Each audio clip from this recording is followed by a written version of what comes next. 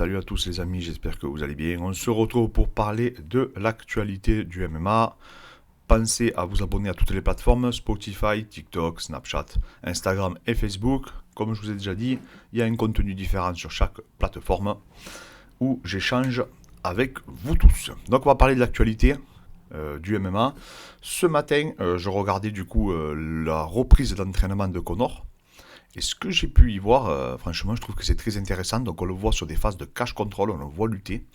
On le voit vraiment, à un moment donné, tenter une guillotine qui est bien menée. Bon, son adversaire défend bien, il se met sur le dos, il protège, etc.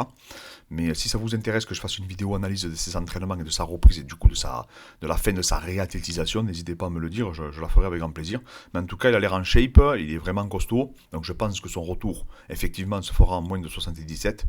Mais voilà, j'ai hâte de voir ça. J'ai hâte de voir ça. J'ai vu qu'il avait repris l'entraînement du coup dans sa salle, donc dans la salle qu'il a vu grandir.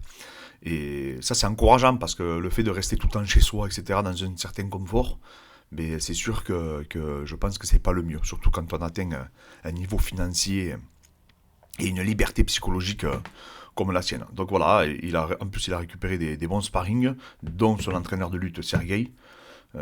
Donc ça a l'air intéressant. Ça a l'air intéressant et ça fait plaisir de voir un athlète comme lui parce qu'il est jeune hein, encore. Hein. Revenir à l'entraînement, maintenant en 77, je ne sais pas contre qui compte le mettre, hein, mais il y a des combats qui pourraient être pas mal. Moi contre Roré, j'aimerais bien le voir quoi. Voilà, ça ferait un combat de striker, ça serait pas mal et ça ferait vendre et ça serait un match voilà, où ça se chambrerait. De toute façon, je pense qu'il faut lui mettre un mec, faut pas lui mettre Kamaru Usman, quoi, hein, ou Covington. Hein. Il faut lui mettre un mec avec qui il va pouvoir s'exprimer, qui va pouvoir boxer, même s'il défend bien en lutte. Hein. Je pense que ça sera plus pertinent pour tout le monde. Ensuite, je voulais revenir du coup sur. Là, je sais pas si vous avez vu, mais Alexander Volkanovski, il a répondu à Islam et il promet en gros que le combat va avoir lieu. Donc je pense qu'on se dirige vraiment vers ce match, parce que là il y a beaucoup de réactions en ce moment sur le fait que le vainqueur de Chandler-Poirier serait sûrement le prochain adversaire d'Islam, j'ai vu sur les réseaux sociaux. Alors je sais pas, parce que Darius, je sais pas ce qu'on va en faire. Enfin, le problème Darius, c'est contre qui on va le mettre. C'est surtout ça le gros souci. Je vois pas contre qui on va le proposer. C'est assez délicat. Mettez-moi en commentaire contre qui. Alors, il y en a qui disent que peut-être qu'il prendrait le vainqueur de ce match. Oui, c'est sûr. Mais bon, il n'aura pas eu un chemin facile, lui, Darius. C'est le moins qu'on puisse se dire. Donc voilà. Donc voilà. En tout cas, j'espère qu'on verra un jour Darius Islam ou Darius Volka, ça serait bien. Mais c'est vrai que c'est assez compliqué. Cette catégorie, elle est compliquée là. Au niveau du management, au niveau du, du, comment on appelle ça, du matchmaking, c'est assez complexe pour les matchmakers là, parce qu'il y a plusieurs combats qui peuvent hyper.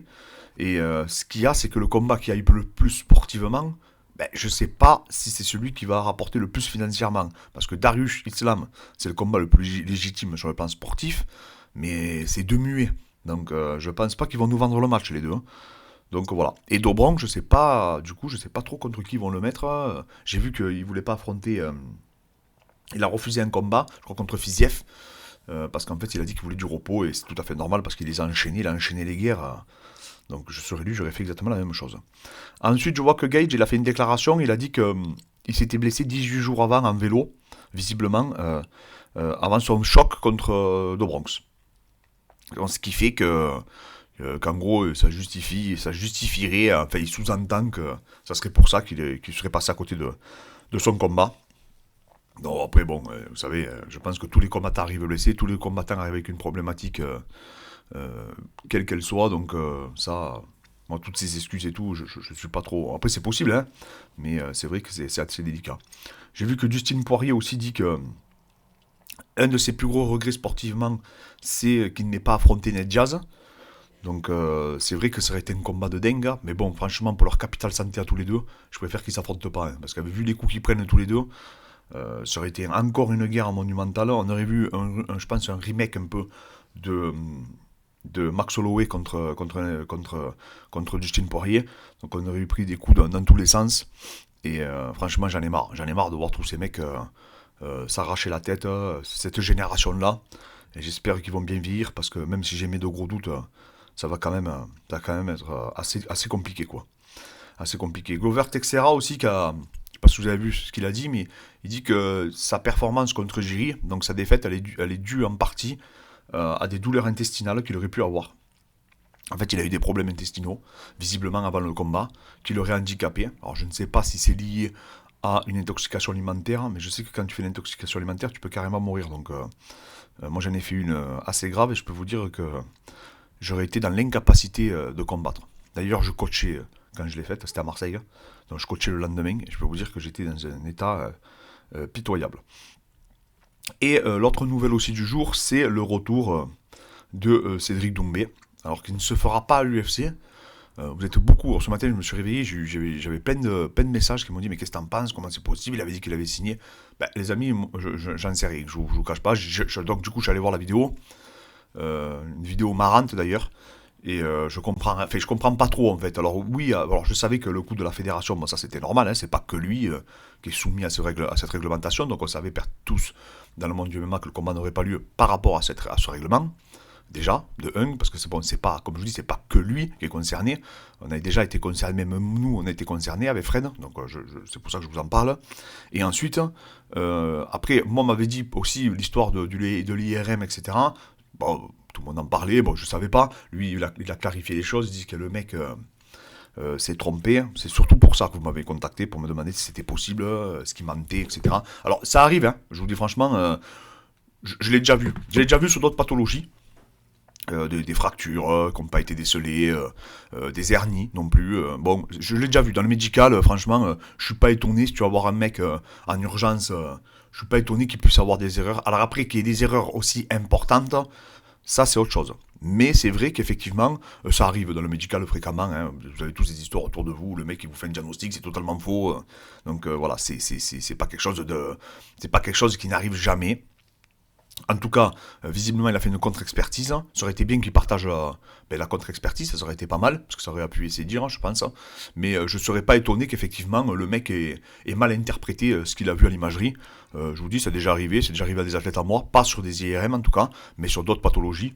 Et donc, je ne suis pas étonné. Bon, en tout cas, il revient au MMA GP.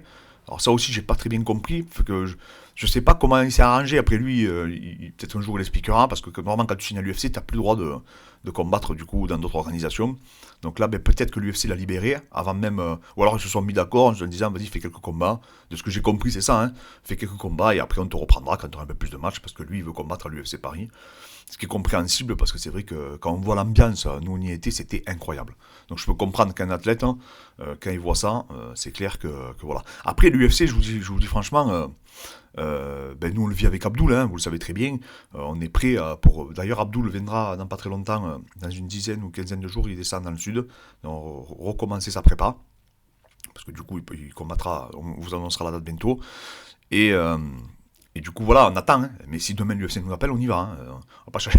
Même que ça soit au fin fond du monde, c'est pas grave, on ira. Il faut. Parce que l'UFC, c'est assez difficile d'y signer. Donc, des fois, souvent, on signe en short notice.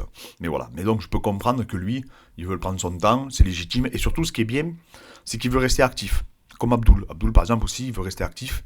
C'est très important. Et ça, souvent, voilà, il faut pas attendre. Surtout que lui, il n'a pas beaucoup de combats MMA. Donc, il faut qu'il engendre de l'expérience. Donc ça, c'est pertinent de sa part, en tout cas, d'avoir fait ce choix de rester actif, de continuer à combattre en France, de continuer à construire sa carrière. Et voilà, et j'ai vu qu'il disait qu'il repartait en Irlande, donc voilà, il va continuer sa préparation. Il se prépare d'ailleurs dans le club de... Pétamien, il croisera Conor, hein. C'est possible qu'il croisera Conor, parce que Conor se prépare également au SBJ. Donc voilà, donc je pense qu'on aura des stories et des nouvelles. Voilà les amis, donc pour les t-shirts, vous êtes beaucoup à m'écrire, je vous dis, dès que je vous partage, je vous ferai une vidéo en fait des choix des matériaux, etc. S'il y en a qui veulent nous conseiller. Je vous exposerai aussi les prix, voilà, de toute façon, on veut faire des t-shirts de qualité, donc voilà, on veut pas non plus des trucs, on en fera que 100, je pense, on va voir en fonction des demandes, mais on va s'adapter, et on fera sûrement un one-shot, je sais pas si après derrière on continuera, parce que je vous dis franchement, c'est une prise de tête, même si on a délégué un mec qui fait que ça, donc il s'occupe de tout. Je pense même que c'est lui qui va s'occuper d'expédier les t-shirts parce qu'on n'aura pas le temps, nous. Et donc voilà. Donc voilà les amis. Donc je vous dis encore merci à tous. Passez une bonne journée et à très vite.